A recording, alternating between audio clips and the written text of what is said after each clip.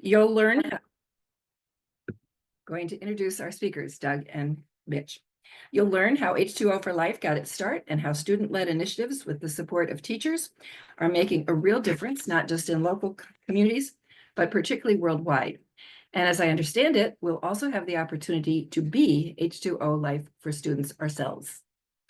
Doug has been the executive director of H2O for Life for about 4 years, and since 2008 has had leadership roles with several different environmental nonprofits, including the Minnesota Environmental Fund, Northeast Minnesotans for Wilderness, and Save the Boundary Waters, where he played a lead role in the fight to protect the Boundary Waters Canoe Area Wilderness from sulfide ore copper mining.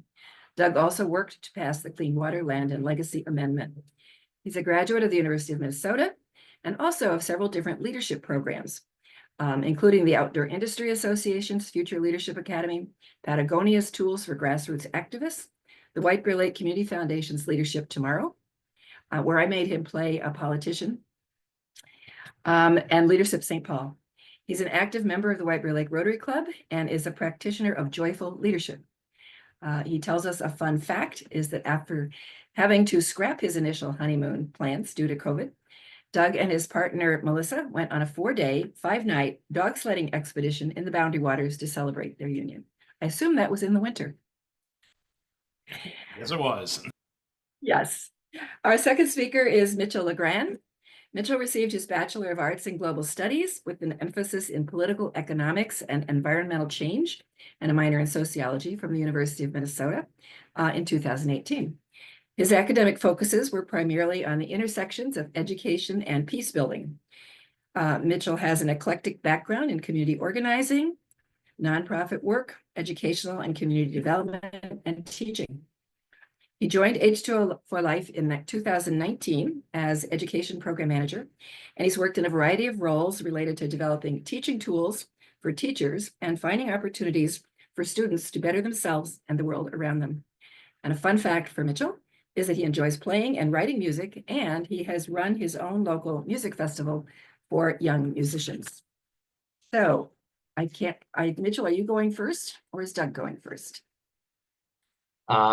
I believe I am going first, unless Doug, do you have anything you want to add to your awesome bio? I feel a little jealous. I don't think I've updated mine since I started in 2019. Well, I added a few things. Yeah. I'm Well, good. Everybody, Take it away. everybody should put your view on speaker now, so that we have Doug at the moment, but I'm sure that we will get to Mitch in just a minute. Yes, yeah. I will share my screen. So thank you, Jackie, for that wonderful introduction. I will share my screen now.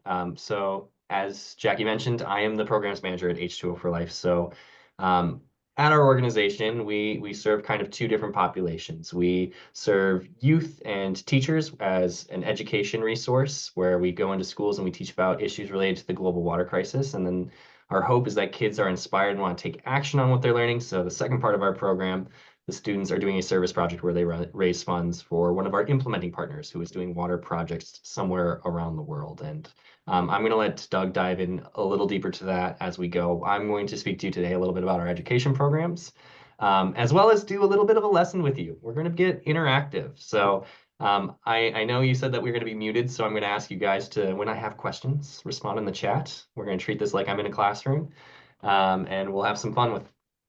But to start out, let me get this going. There we go. There we go. All right. So, as I mentioned, I explained a little bit about our nonprofit. The way we often define ourselves is as a service learning nonprofit. This is an education model that prioritizes kind of project-based interdisciplinary learning. So students taking what they're learning and applying it to a real world problem. And we try to provide as many resources to schools, to teachers, to youth as we can to make that learning real and give them the resources to do these projects that we had just mentioned. And so we have 4 major programs that we run at H2O for Life. We run classroom presentations, we have a resource lesson plan library, we have a mini grant program, and we have a high school fellowship. So we are K through 12. We are interdisciplinary. We do have one session or one program specifically that is geared to a certain grade age, but any school is supposed to be able to use the resources we have in general. And so for schools, we want it to be as easy to pick up as possible. And so we try to develop relationships with all the schools that we are working in. We work into close to 100 schools every single year, both locally, but also nationally and even internationally. And for some schools, they don't want to, they can't have us in to speak with their students, and they have lots of things that they're busy with, and they're just looking for a resource or a tool. And so we have a lesson plan library that has materials that we have made on behalf of teachers. This includes science experiments made by Judy Onifer. If you are familiar with H2O, you've probably seen Judy around town. A wonderful science educator, makes some incredible materials. We have reading guides that teachers can pick up for books that are relevant to the geographies we work in. For example, a very popular book is this one right here, A Long Walk to Water. It is connected to a man named Salva Dut. He is a very famous water advocate from South Sudan. He has his own nonprofit called Water for South Sudan, and he's actually one of our implementing partners. So a lot of schools will use this reading guide, and then they will do a project to help the person that they just read about. And I can't tell you how many schools that I go to where the students are like, oh my God, you know Salva? He's so famous. And they get really excited about that connection. And they get really excited to help this person that they've developed a relationship with, right, mentally. And so that is one of the tools and resources we have. So any teacher, any youth can go to our website and download these. All of those materials are free and accessible for them to use. The program that we really try to push to develop our relationships with schools is our classroom presentations. We are very unique in the sense that we offer free presentations to schools. Not a lot of organizations offer the presentations for free. That is something that we really insist on. And we have a variety of ones to pick from introductions to the water crisis to a social science-based one around the United Nations Sustainable Development Goals, which you might have to participate in a little bit later. We have some science-based ones around water quality testing and STEM solutions. We've recently added one around the climate crisis in water, and we have a couple others. The 7th one is pick your own adventure. When teachers come to us and they want to talk about something a little bit more specific, maybe in their region. For example, California right now has a lot of water issues, and they might want to be talking about how it's affecting their environment around them. They might want to talk about water nonprofits near them, things like that. And we can adjust the presentations to kind of meet those niches. We try really hard to provide educators what they're actually looking for. So if schools are within 2 hours of White Bear Lake, we will go in person and deliver these presentations. We will deliver more than one of these presentations. If they are outside of that, as we all know right now, since we're on Zoom, a lot of schools will utilize virtual presentations.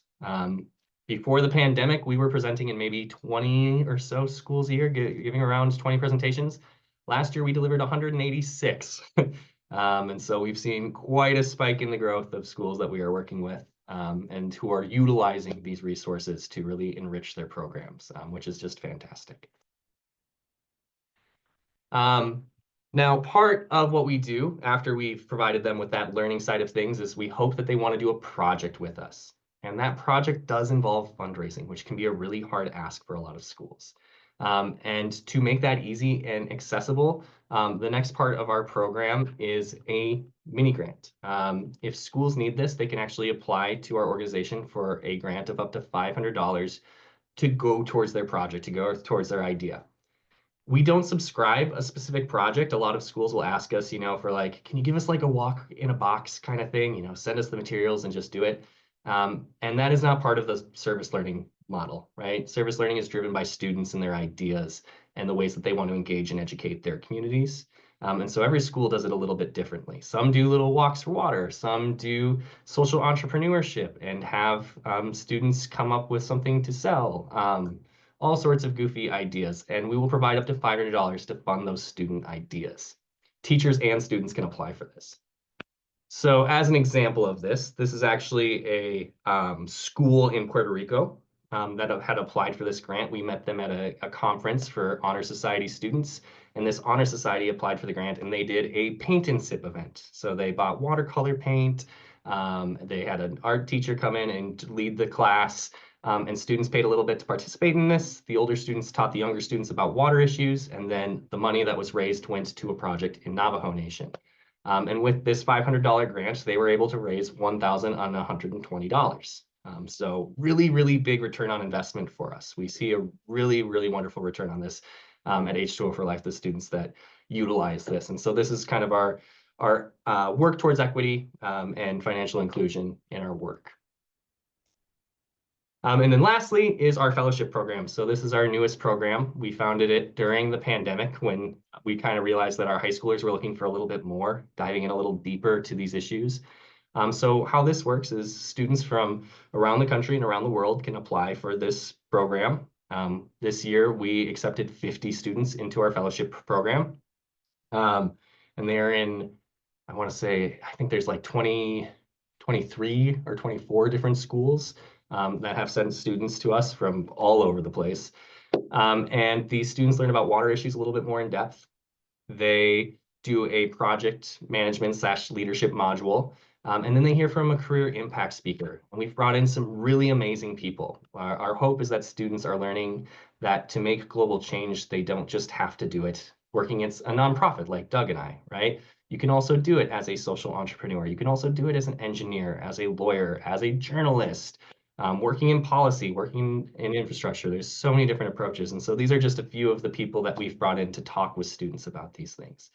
And the students love it. They have a really great time. We walk them through a project while they're doing this as well and get some inspiration and connections.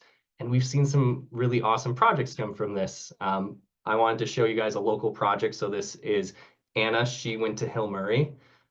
She was a fellow last year, and her project, she actually had two. She did a dodgeball tournament at Hill Murray, and then she also did an open mic night and charged people to participate in this. And they did an incredible amount of work. They raised over $5,000, and they were able to provide access to clean water at a school in Kenya as well as a school in Tanzania with that funding, which impacted more than 1,000 people in those places. And so being fun and silly and creating community and educating your community can make a really big difference. And these high schoolers are learning that and getting involved in that. And so I'm really proud of her. We also had students at Stillwater. We've had students at White Bear, Mounds View. I think that falls in your demographic area. So lots of local schools getting involved with that. We've seen a lot of success for the students as well. Several of them have gone on to get full ride scholarships to their colleges after writing about their experience in the program. We're starting to see some of them are getting internships or jobs with some of the speakers that we've brought in, which is really great, a really great metric of success. And we also see the same schools kind of returning to us year after year to participate, which is great. So we are at capacity with that program, and I'm excited because hopefully next year we can run a whole like second fellowship kind of simultaneously to kind of keep this growth and keep this momentum going. And other opportunities have popped up as well. Last year, we did get to bring a few of our alumni to Washington, D.C., where they did some advocacy on the Hill for the Wash Data Access Act. And so these students spoke at a conference on a youth panel in front of other people who are doing amazing work in water here in the United States, and then did some advocacy work on Capitol Hill. It was really cool. They were really excited about it. These three girls are in college now. Two of them are in Minnesota. One of them is from Minnesota, currently studying in Arizona. But hopefully she comes back. But yeah, just some really, really incredible kids that we're supporting and encouraging with our work. Mitchell? So, Mitchell, excuse me, just a second. We have a question about whether they have mentors, whether those students have mentors. Do they have mentors? oh, whether they have mentors. So no, they aren't paired specifically with a mentor, but all of the speakers that we bring in do offer to speak with the students on one-on-one like situations. So I mentioned that one of them is looking at a job right now. And the person who is looking for a job is actually speaking with Austin Alexander here, who is a former H2O for Life student, and she's currently the VP of Sustainability and Social Impact at a company called Xylem, which is one of the world's largest water infrastructure companies. She's a big deal. I cannot believe that she agrees to work with our students and gives up a Saturday morning to like Zoom in with them. Like last time she Zoomed in, I think she was at a huge conference in like Sweden or something, and she still made the time. And one of our students had ran into Xylem at a career fair. And she was like, I don't know about this. And I was like, why don't you, here's Austin's information. Like, do you want me to make a connection? And she said, yeah. And I made the connection, and Austin immediately was like, I'm telling HR right now that you're applying, so you better apply. We're going to get you in the door here, and we're going to get you a job here. And so in a sense, there is some mentorship that happens there. I also know that we don't have a picture of her in this presentation right now. Her name's Paige. She's from Stillwater, and she's been talking with our friends at Dig Deep, which is our implementing partner here in the United States, and trying to get some work aligned with them. And they're doing work in Navajo Nation, and she's the one who's going to school in Arizona. Oh, we do have a picture of her. She's this student right here.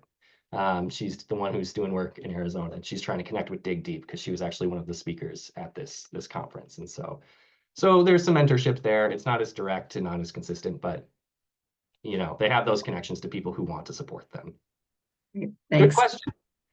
Please feel free to interrupt me if there are questions that I don't see. I will do my best. All right. So what are we teaching these students about the global water crisis? And what do we mean when we say this to the students that we are working with? The water crisis is a tricky issue to define because it includes so many different things, from the way we treat our environment to our economic and political policies to the way we run businesses, right? The recreation we use it for, right? So it's hard to define. Lots of people are coming up with different definitions. The definition that we normally point students towards is this definition down here from the World Water Vision Report. And it is that there is a crisis today, but the crisis is not about not about having too little water to satisfy our needs. It is a crisis of managing water so badly that billions of people and the environment suffer badly. The reason that we like this definition is because a common misconception about water issues, the global water crisis, is that we have too little water. And that's not true. We do have enough water to meet the needs of people around the world. It is about what we are using that water for and how we are getting it to people safely and efficiently. And a management issue is something we can fix. Not having enough, we can't fix that. But managing it, we can do that better. And that's what we're trying to teach our youth to do. The other part that we like about this is the interaction between people and the environment, right? We stress to our students that the way that we treat our environment is how our environment treats us back, right? When we pollute our water, when we mistreat our water, we're the ones that get sick. We are the ones that suffer the consequences. And so it's important to consider different angles when we're talking about water issues. So I have a pop quiz for you guys. And my pop quiz for you, I would love if you answered this in the chat, is we are very fortunate. We live in the land of 10,000 lakes. We live in the United States, an economically powerful country. We have a lot of really good water infrastructure. How many gallons of water do you think the average American uses per day? And this is one person, and this is your direct water use. I know some of you have probably done water footprint things that include like the water that goes into growing your vegetables. This is just your personal water use throughout the day. What do we think we're using? How many gallons of water?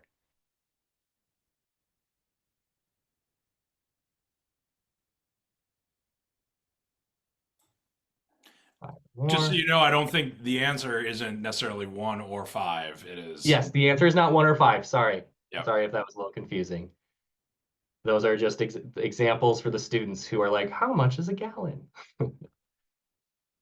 This is for K through 12. Sometimes we're on that K end of things. So if someone thinks it's not higher than 5, they can. Okay, a couple 50s. It's 100. 100? Okay. Yeah. All right, drum roll. All right, so the answer is between 80 and 100 gallons a day per person. Yeah, okay, we got a couple people who sneaked in there. Yes, 80 to 100 gallons a day per person, right? There are a lot of things that we are using water for throughout our day that we are not really thinking about. And we're very privileged to do that, right? We take showers. The average shower in the United States is around 8.5 minutes. It's around 17.5 gallons. Every time we clean our laundry, it's between 20 and 25 gallons. If we do the dishes and we leave the faucet on and we're doing it by hand, that can waste up to 27 gallons for a full sink, right? There's a lot of ways that we're using water that we're not thinking about.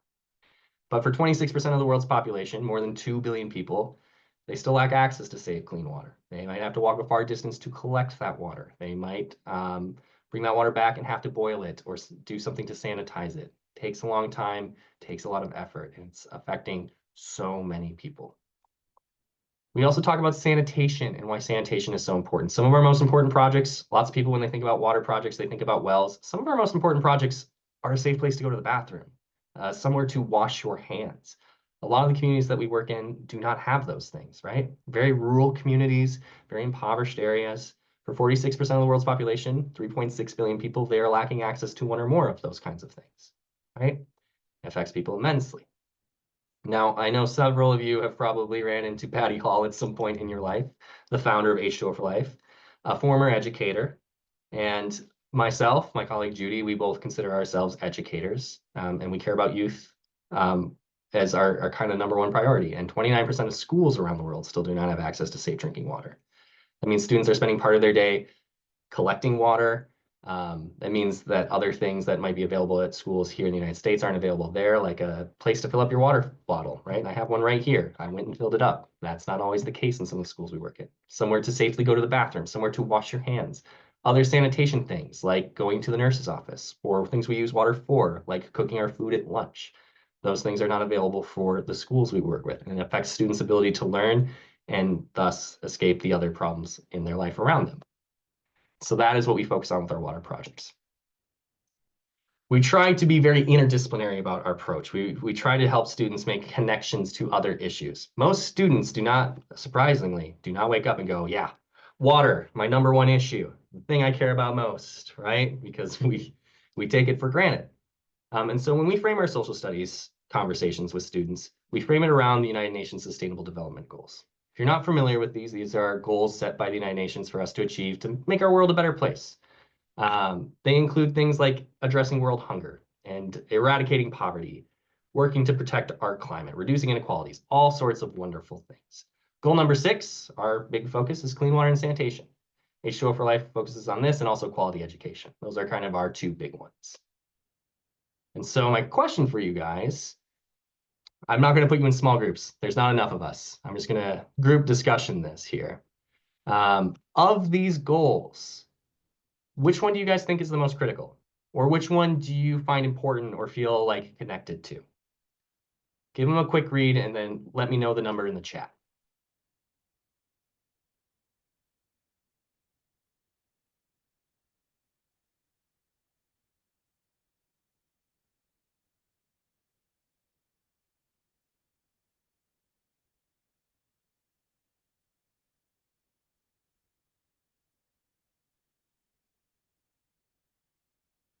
I see a 4, I see a 10.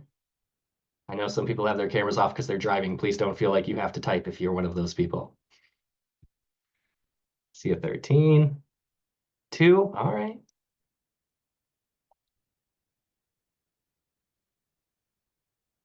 Ooh, a 17, all right. Fern, it feels like you're sucking up a little bit, but it's okay. I'll accept it. Yeah, so for most of us, we didn't put number 6. I'll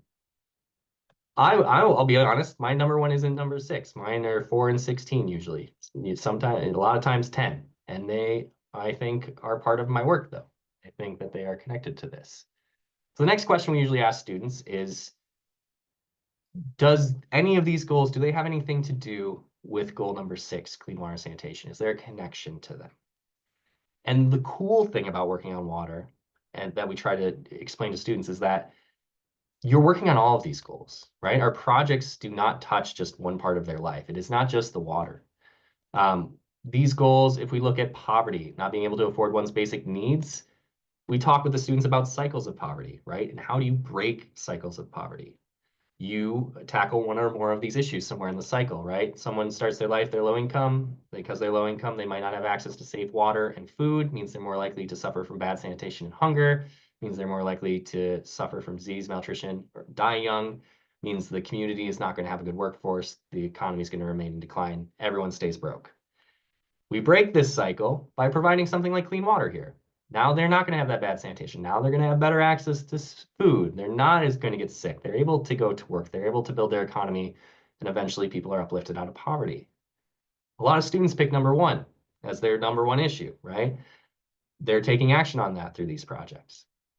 We can talk about food and its connection to every step of our food process, right? Water goes into growing our food, raising our food, transporting our food, cooking our food, storing our food.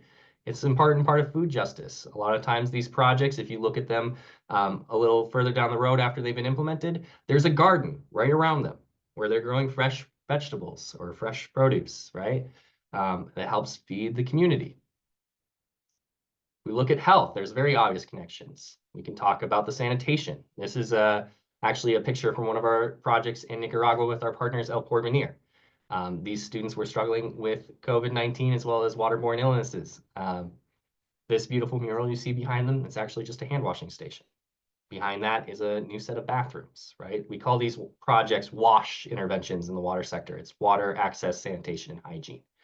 They're also public health interventions, right? A lot of students in my high school program, in fact, this year, like a third of them want to be doctors when they grow up, a bunch of nerds.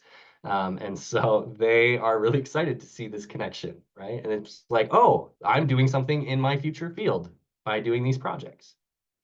5, gender equality. A lot of students, I love this one. I love when I have a middle school boy who's like, this isn't important.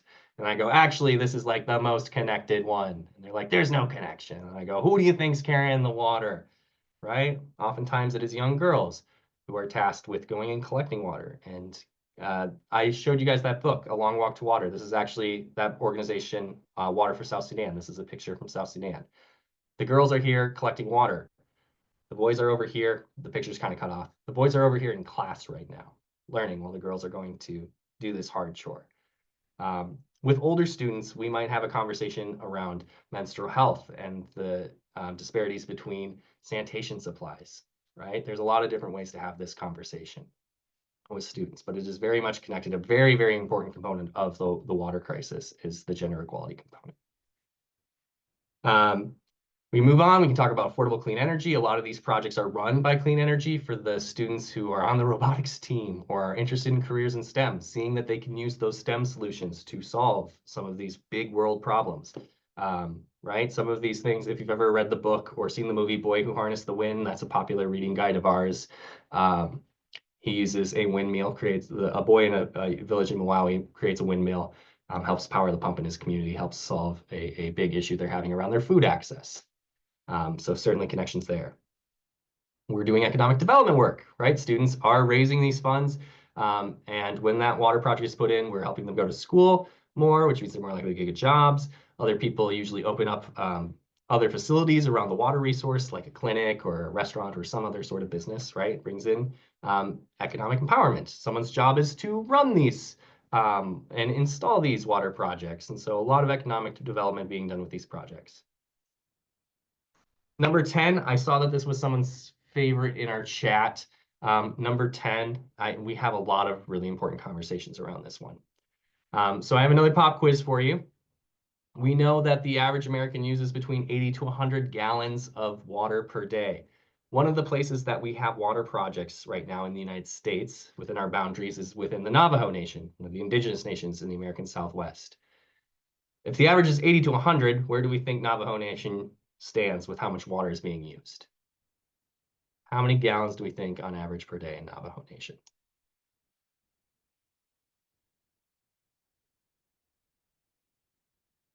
20, I see an 8, 30, 40 to 50. All right, a little bit of a wider range happening here. That's good, that's good.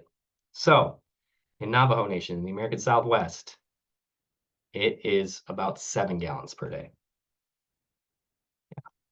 And oftentimes we compare this with South Sudan because a lot of students, like I said, have read that book. And in South Sudan, the average is 12 gallons per day. The problem is actually worse in Navajo Nation when it comes to the percentages here. And we look at the fact that if you are indigenous, if you are Native American, you are 19 times more likely to be in plumbing poverty than in white households, right? If you want to work on problems of economic injustices or racial injustices, water is a great place to start, right? In making a really big difference. So that is something that we stress to our students. Climate, of course, we talk about something that I hope you guys remember from school, the water cycle, and how our temperature getting hotter means that more of our water is evaporating more quickly, and places where we used to see accumulation of things like snow, are not as reliable as they used to be. We talk about things like climate refugees and how some people might be moving from certain areas soon. Minnesota should be very aware of that as a climate haven. We are already starting to see people move to Minnesota to avoid the harsh climates that they are already in. And so lots of discussions to be had there. We oftentimes talk about the places where we might have work. This is actually a community near a school we've worked in India with a implementing partner called Gravis. Doesn't look like there's much water in this community, right? Kind of hot, kind of dry. It's getting hotter, getting drier. And climate change is a threat to our freshwater resources. It can also work the opposite way. I don't have it in here today, but we also have a slide showing a flood in Pakistan and how natural disasters getting worse is actually ruining infrastructure we used to have. Last year was one of the first years in history where we've actually moved backwards in access to clean water and sanitation around the globe because of destruction from natural disasters. I learned that from Austin at Xylem. I was kind of like, oh man, that's not one I want to have to put in the slideshow, but I probably have to. So there's all sorts of conversations we could have.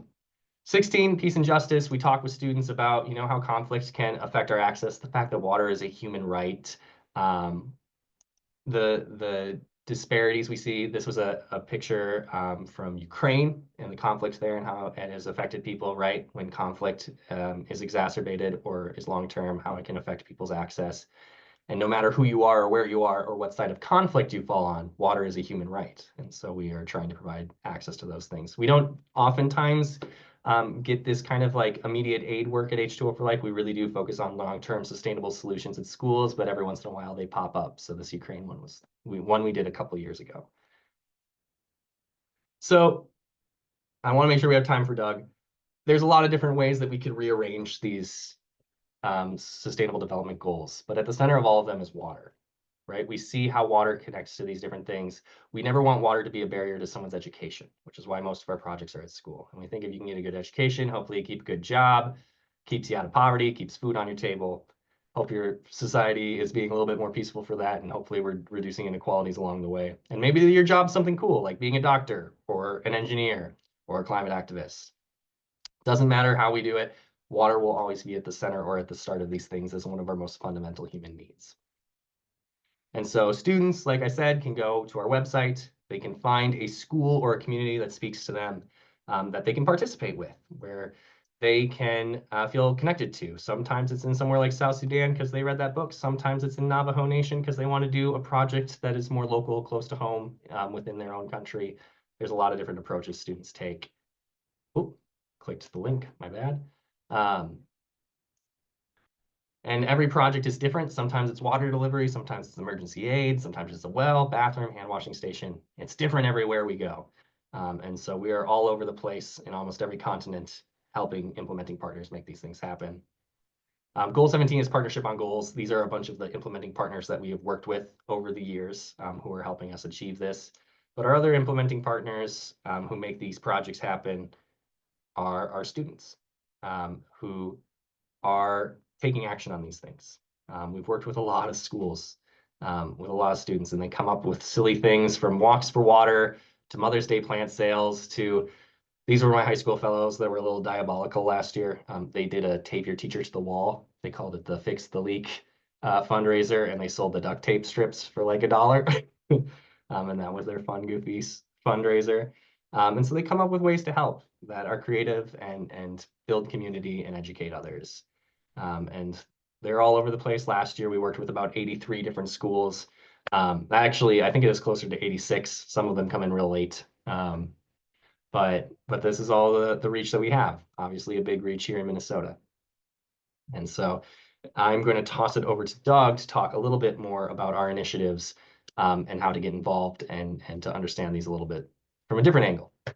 So Doug, over to you. Stop sharing my screen. Thank you, Mitchell.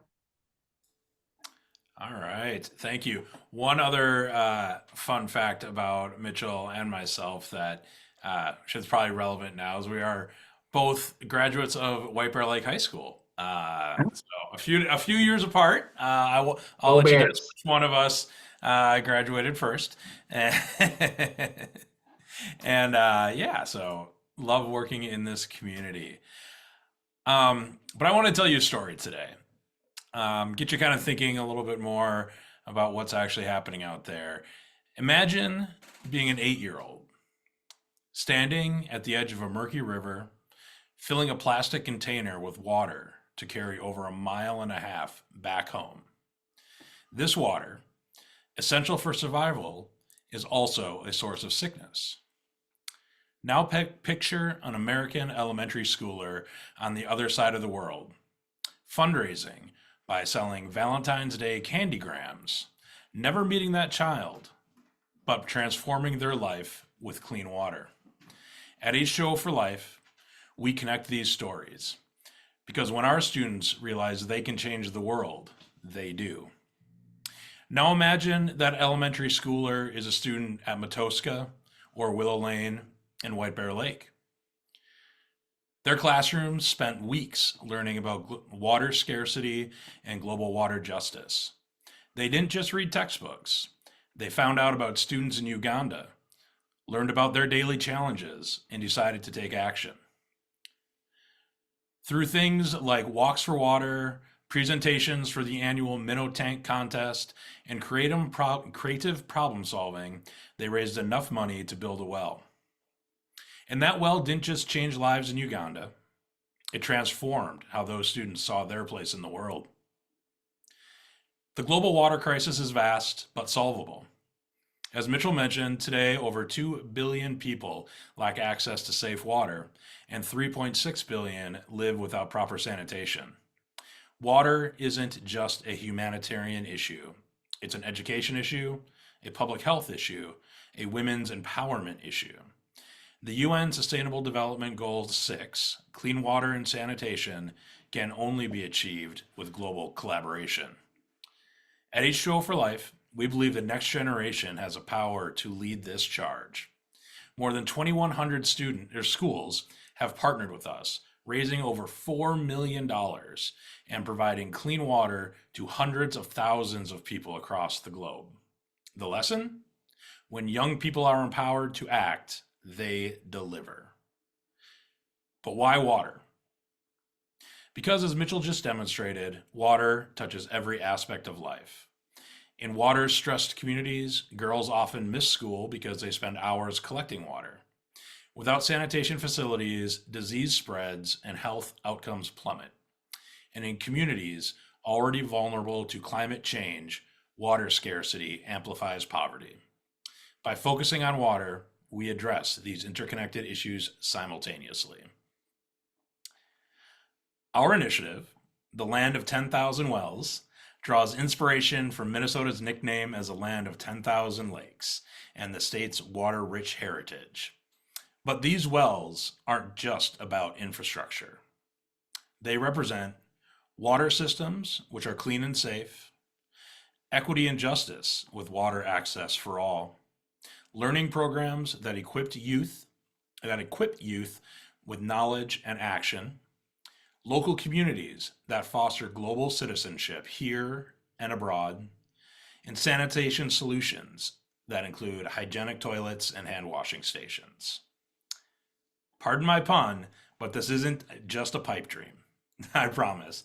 That's my last plumbing joke. In the next decade, we aim to build 10,000 wells through student-led projects, uniting schools, corporations, and communities to solve the world water crisis. Why 10,000 wells? Because each well represents more than water. It represents a connection between communities, a shared commitment to justice, and a living lesson in global citizenship. We want every classroom that partners with us to know their work has real, tangible impacts.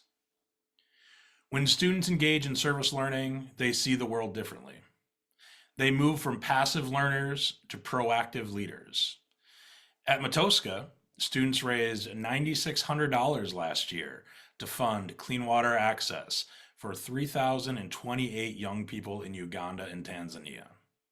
This year, they will be visiting a local wastewater plant, inspired to understand water systems in their own community.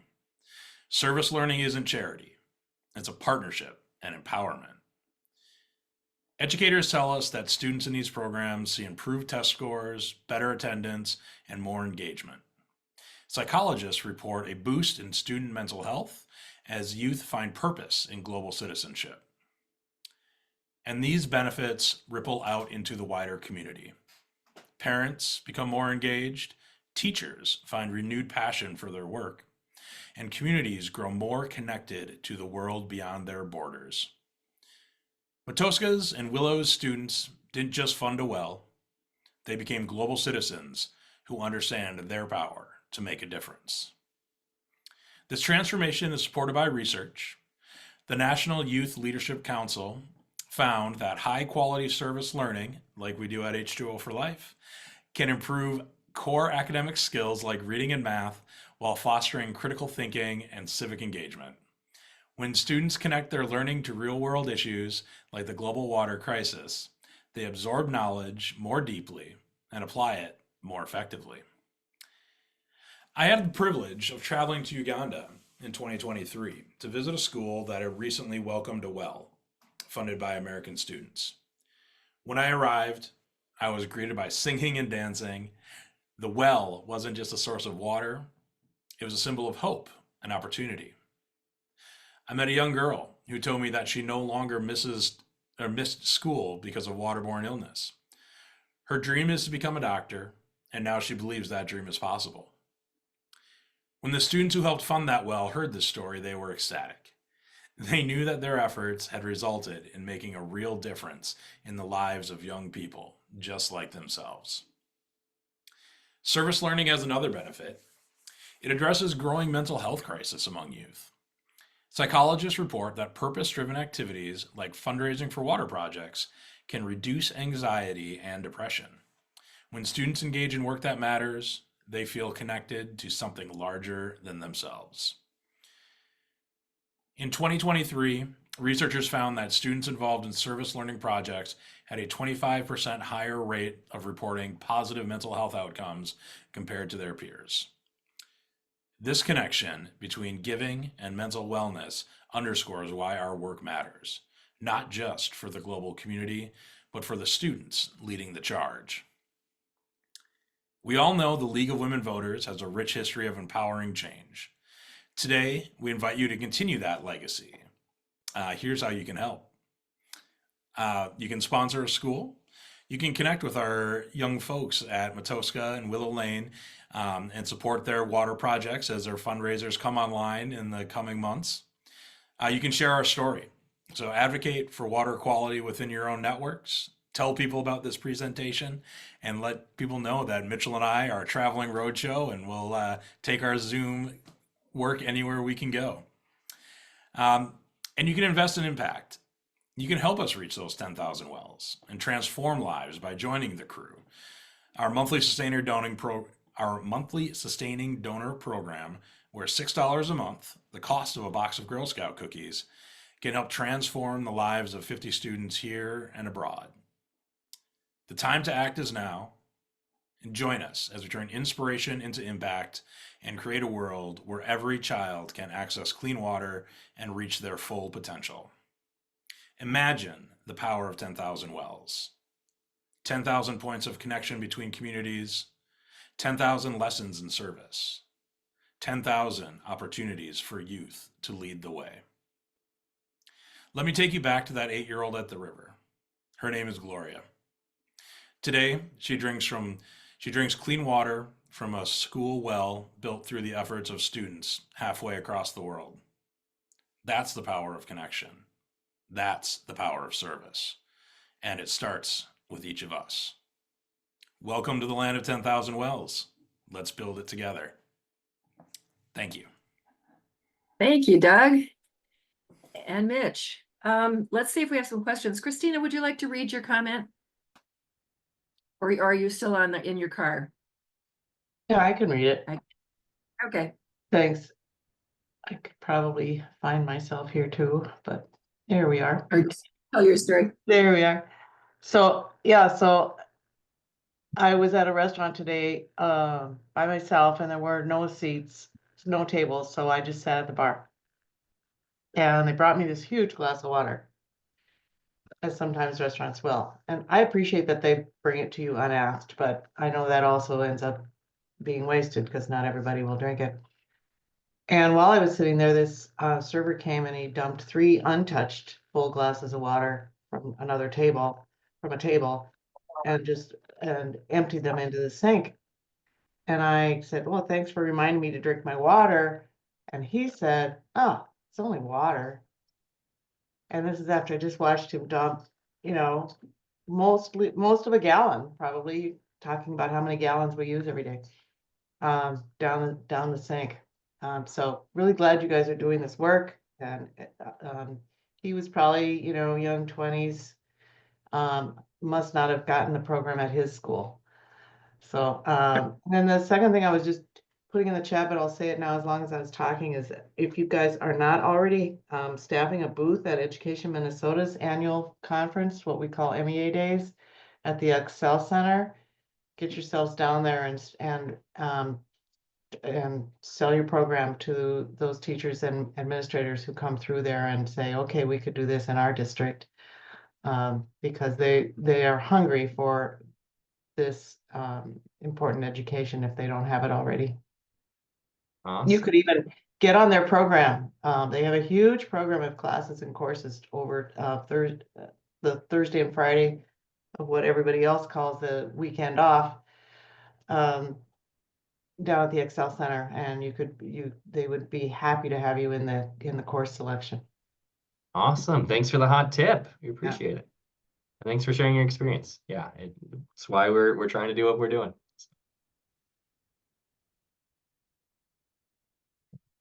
Oops. Could you talk a little bit, Doug, you had an article in the Reformer. What is happening in terms of the potential scaling back of US government aid in some of the countries in which you are working, and the impact on water and sanitation in those areas from your perspective? Yeah, so I don't know how aware everybody is. Obviously Mitchell and myself and our team are pretty plugged in on this side of what is coming out of Washington, D.C. in the recent weeks, but it seems like it's a deluge. But recently, the federal government has reduced the staff at the USAID, which is the federal. Basically, what this is it is all the money in the State Department that does not go towards military spending. It's about 1% of their budget goes into a group called USAID, and it provides, what we consider soft power around the world, and is really our humanitarian efforts in these areas where we're able to engage countries in a friendly manner by providing things like water access, health solutions, things like that. Right now with this, we're talking about a loss of about $1.2 billion in water resources that has been put on hold and frozen. We're talking about some very key infrastructure pieces. There is a tool called M-Water, which is a very critical piece for monitoring all these wells. A lot of the work we do is in very rural areas, and if a well stops working, or more importantly, if it's starting to slow down before it actually breaks, M-Water is monitoring these systems, and we don't have to have people driving to all these different rural areas. They can hop online and just check and see. Some reason the water flow is about 1/10 of what it was previously. We should send somebody out there to check it out before it completely breaks. And that system is something that we've been able to provide for free to a lot of the governments, in the areas I've been in personally in Uganda, Kenya, and Tanzania. Those are 3 countries that I know firsthand that use this system. And also it's great for our partner organizations to monitor the work that they do. None of our partner organizations rely solely on USAID funding, so we're going to be able to continue doing the work that we do. One of the pieces too that, just to be really clear, we don't dig any wells. H2O for Life, there are 5 of us on staff. We all hang out in an office above Keys. So we're not actually out in the field doing any of this work. We have about 20 some really great partner organizations that are in these communities that are building these wells, these bathrooms, that are coming to us with what their communities are looking for. We're not telling anybody what sort of water intervention they need. The communities are, it's really from the community up that they're letting us know. So a lot of this stuff is very unique in these areas, and therefore, you know, a lot of it needs to get monitored in very specific ways. And that M Water program in particular is super critical. And if the funding for that goes away, that'll be a huge setback, huge cost for all of our partner organizations to have to take on as well. So that's a very briefly what's going on. I put the link to the article I wrote in the Reformer in the chat so folks can check it out. Yeah. Okay, thank you. Some more questions from folks? Just speak up.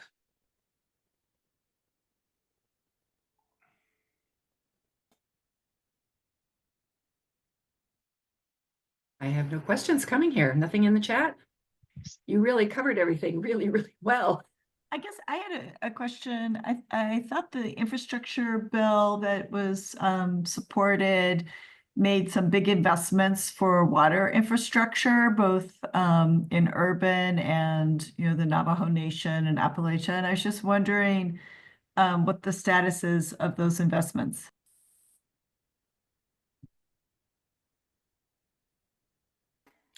That is something we're not really tracking on. As far as I know, you know, I know when it comes to water crises in the US and you think of these big issues in places like Jackson, Mississippi, Flint, Michigan, we're talking a scale that our student fundraisers can't really put a dent in. Those are government municipal issues that things like the act you're talking about are meant to address. Um, as far as access in the Navajo Nation goes, Mitchell, you have a little bit more direct connect with Dig Deep in their program folks. I have not heard much about what's going on out there. Yes, so Dig Deep is our implementing partner here in the United States, and they have done projects in Appalachia and Navajo Nation, which we have supported historically. Appalachia is on its way pretty substantially in a lot of the work they've done. In fact, we're not putting Appalachian projects on our website as of right now because the infrastructure bill is helping that community so much. Navajo Nation less so. Navajo Nation struggles with kind of the two different kinds of water scarcity. There's physical water scarcity, which is environmental, right? Not having a lot of water just generally in the Navajo desert, as well as the Colorado River starting to run dry and all the water rights issues around that. And then they also struggle from economic water scarcity, not having enough money in that community, very similar to Appalachia. And so they're kind of dealing with the problem on two fronts. As far as the investment goes there's still a lot of holes to be filled. And still a lot of work to be done. Indigenous communities, very rightfully so, don't always have a full trust of the government grants and the conditions that sometimes comes with those. And so sometimes these smaller projects can really make a huge difference to the very small specific communities that we serve throughout that very large geography. I hope that helps answer your question. Sorry if that was long-winded. Yeah, no, it does. Thank you. Yeah. So could you talk a little? So Go ahead, Mitch. I was just gonna say the partners that work in Navajo Nation do just insanely good work. I love chatting with them, and they're always very apt to like step in and help with students as well. So Sounds like it. Doug, could you talk, so we have a question. Could you talk to us a little bit about the founding Yeah. of H2O, the Patty Hall story? Yeah, so Patty Hall, the Hall Fleming clan in White Bear Lake. Again, like I mentioned, I grew up in White Bear. I didn't even realize that four of the people that I was in class with were all cousins from this group. But her family goes way, way back in our town. And she is an educator out in the Mounds View area. She's a special education teacher at Highview Middle School. And her husband, Steve Hall Sr., was a pilot for Northwest and formerly Northwest and then Delta, and actually in the Navy, I believe, before that. And so while she was a teacher, he was a pilot. they had a lot of opportunity to travel the world for pretty cheap. And so she really just kind of fell in love with going to Kenya in particular in Africa. And then, after having visited a few times, and if you've had the opportunity to go to Africa or really anywhere in the global south, you'll know about maybe something called the Western bubble, which is where, as Americans and Western folks, we can easily travel in these countries at a rate of luxury and never really experience or understand what's going on within the community right outside the hotel or the door of where we are. But she wanted to make sure that she wasn't doing that. So she made some real deep connections with people in these communities. And one of whom, became a very good friend of hers, would always want to be driving her around and showing her all the different communities and things like that where he was from, and also all the places to see in Kampala and, Nairobi in Kenya. And one of the times, she'll tell the story much better than I, but she was getting driven back to the airport, and he asked if she could help them build a sand dam in their community so they could store water that would happen during the rainy season, so they had access during the rest of the year. He told her they needed 7 million shilling. She was taken aback a bit by that, but she came home, did the transit, they figured out how much that was in US, and it was about $7,000 that she needed to raise. And so she went to her school, and where she was a teacher, and asked, like, hey, can we do this? We raise money for stuff all the time, things are happening. The other kind of side piece of this is that the school itself was kind of struggling here in the US. There wasn't a lot of community there. There were a lot of fights, a lot of problems within the student body, and teachers weren't really getting along. And it was just kind of not necessarily a school heading in the right direction at the time when she decided to take this project on. The administration said, yes, let's give it a try. And she organized the entire teaching corps to come together, and everybody had a different part, right? Every middle school class, kids were learning about it in their language arts class. They were learning about walking 3 miles in gym. The science teachers were talking about water sedimentation, and all these things kind of came together, and the kids culminated, and they did this walk for water. And, they were supposed to raise about $7,000. They ended up raising around 15 for doing this. And one of the big outcomes was that school really came together. That school became a community, became something every student could participate in. They made it a point to make sure that everybody got to be a part of this project and reap the rewards and feel that benefit of doing goodness for others. And it really made a huge difference within that community locally. And then also over, that project, I had a chance to see it in 2023. It's still there from 2007, serving its purpose. The water is a little bit more infrequent than it used to be, or a little less predictable now due to climate change, but it's still serving its purpose and making sure that community has access to safe drinking water. And then she had to find other projects, other schools with the rest of the money, right? She wasn't going to return it to try to track down who gave what quarter, what nickel to the penny wars and all the different things.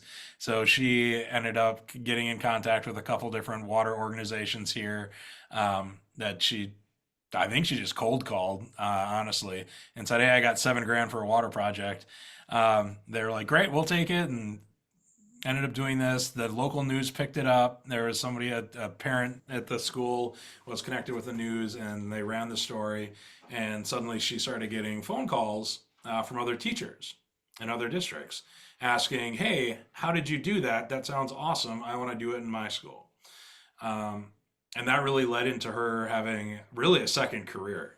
She has done all this work as a volunteer person, but she's really been the cornerstone for what this organization has become. Starting with just that one idea, that one car ride, that personal connection she made on that trip with Christopher, and it was just an amazing opportunity. And she's really taken it and you know, as an educator, my parents are both public school teachers in St. Paul. I understand the power that you can have and the impact you can make. And I think Patty is just really orders of magnitude influenced, not just here in our local community, but as Mitchell mentioned, you saw the graphic all over this United States.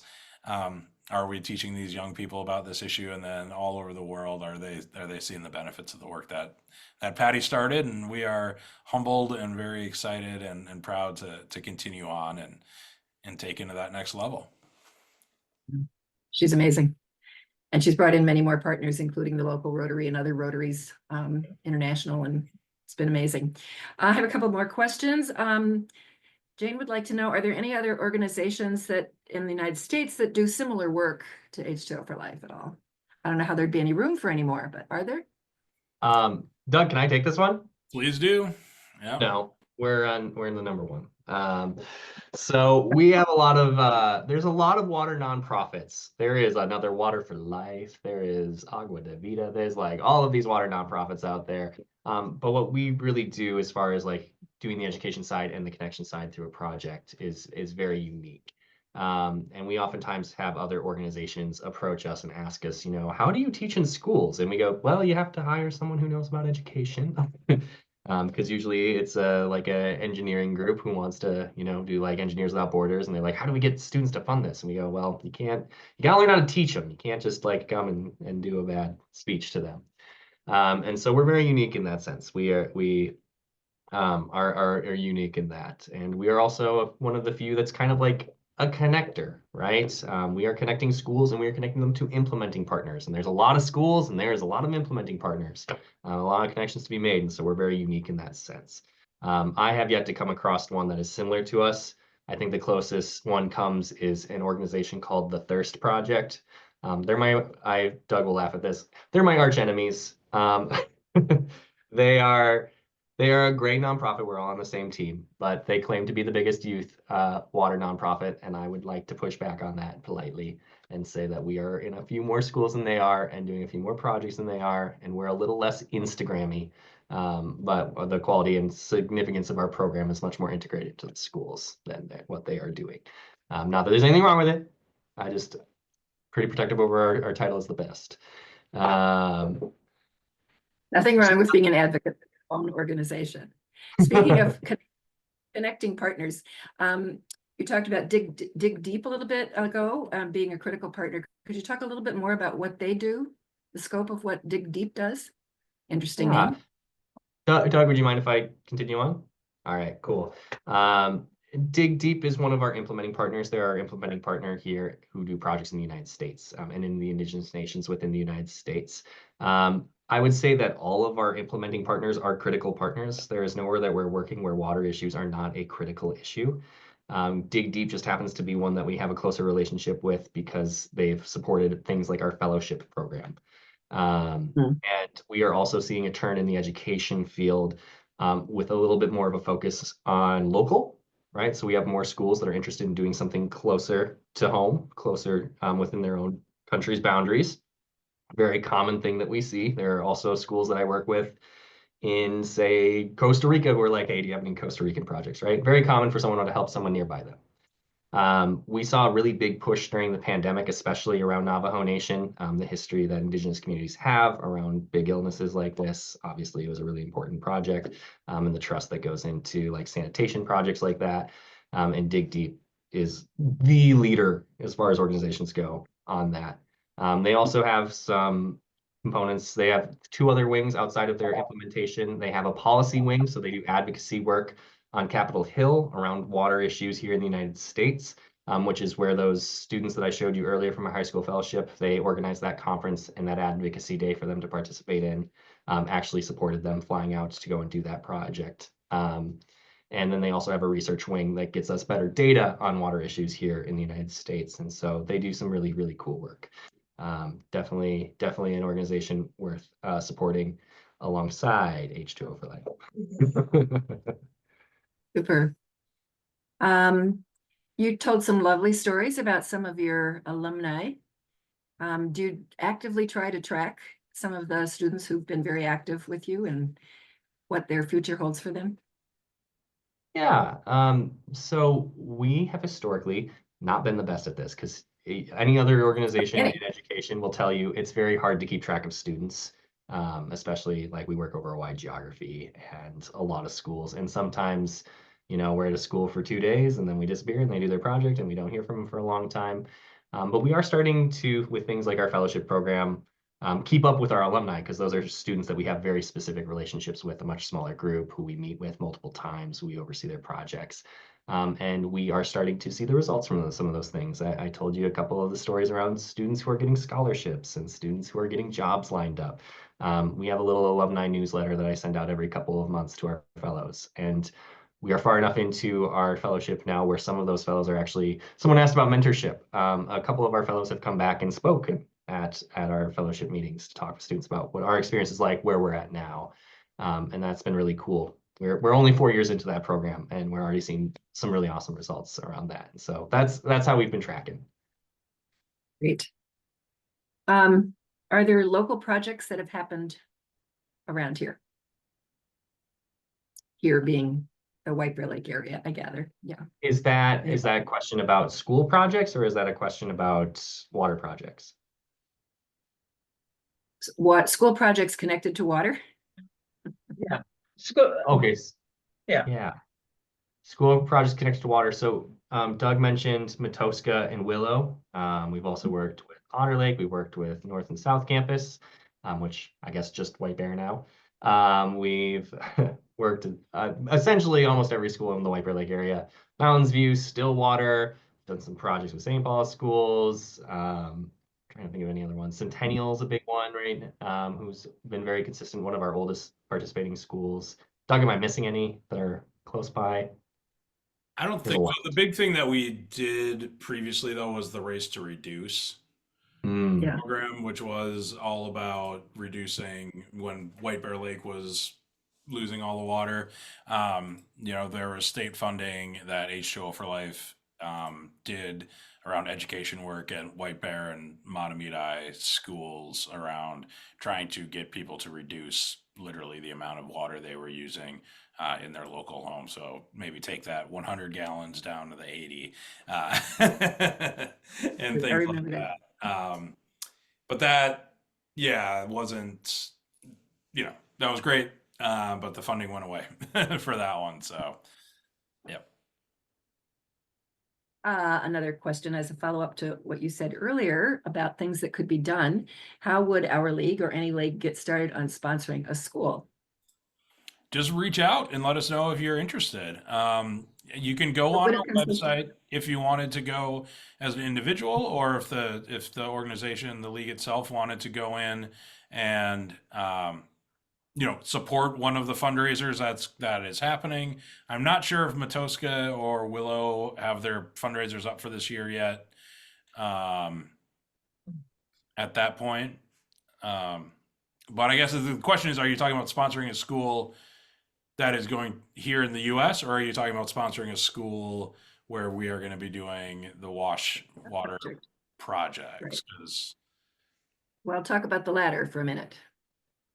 So Mitchell is guiding you through this. Maybe I'll let him take it away since he's kind of driving driving that piece. Yeah, I can do that. I also have to answer this question for teachers all the time, so I'm used to guiding you through this. Up here, if you are interested in supporting a implementation of a water project, so we work primarily with schools, but we're not going to turn on anyone who wants to work with us. So if a League of Women Voters chapter wants to do this, you'd click on our Explore Projects tab, and you can look at the projects that we have up with our implementers right now in various places. And we provide a lot of information around, where is the school, what is the project, how much is needed to raise it, some information, some pictures. And the cool thing about our website is that more than one school or community or person can work on these projects at a time. So there could be, 10 schools who are raising funds for this. There are some schools that can raise $20. There's some schools that can raise 2,000. We want them to know that like every drop counts, continuing the water puns. And so it's really simple. You'd literally just click the support this project, you come up with a pledge, whatever you think is appropriate. It's non-binding, so we're not going to chase you down if you don't raise all the money. name, League of Women Voters, and some other information, and it creates a school page for you. And so, for example, if we look at Matoska here in White Bear Lake, you can see they have a little page where you can donate to their project and see what they're supporting. And it also has their history of schools that they've supported in the past. And so they actually have selected their project for this year and are raising funds for it. So you would have your own page like this that people could go to donate to. Or if you wanted to support your local community and your local schools, you could look up the schools nearby and just donate straight to their project. You know, they're looking for community support. Oftentimes, lots of these schools are supported by Rotary clubs or Lions clubs. And so feel free to check those things out. You can search, you know, by area, or if you are in a different spot. I know some of us are coming from Florida. We do certainly have schools in Florida that could use support as well. And so, yeah, those are kind of the ways to plug in and help out. Thank you. That's helpful. Any last questions from anyone? Well, on behalf of our league, I really want to thank both of you, Doug and Mitchell. This has been fantastic. We really appreciate you spending the time with us tonight. And Stephanie, thank you so much for putting this all together for us. This was great. We will tell your story to others because there's a lot of interest, especially in the general topic of environment and climate change within the league statewide. And so I'm sure that there are other leagues in our state who would be very interested in hearing your story. Some of you are active on the climate change task force. I don't know if it's something that whole group would be interested in at some point, but there's maybe some other opportunities to tell your story. So we thank you for joining us. Before everyone goes, I'd just like to make two quick announcements. On February 25th, which is in a couple weeks, we're having a new member orientation in the evening at 6:30. I think Ketty has sent that out in Fairfax with the registration or with the link to that. So I encourage people to come, even if you're not new. We're defining new within the last from I think April 1st to March 31st of this year. And that will be at 6:30 on February 25th. And then on March 18th at noon and on March 20th in the evening, we will be holding meetings to discuss the federal judiciary study that the National League is doing. We have a team of 7 of us who are studying all of the policy briefs.